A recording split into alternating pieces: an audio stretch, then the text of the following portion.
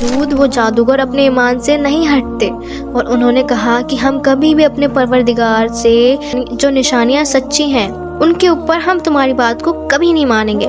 जो तुम करना चाहते हो कर लो, जो तुम कर सकते हो वो इस दुनिया में ही कर सकते हो।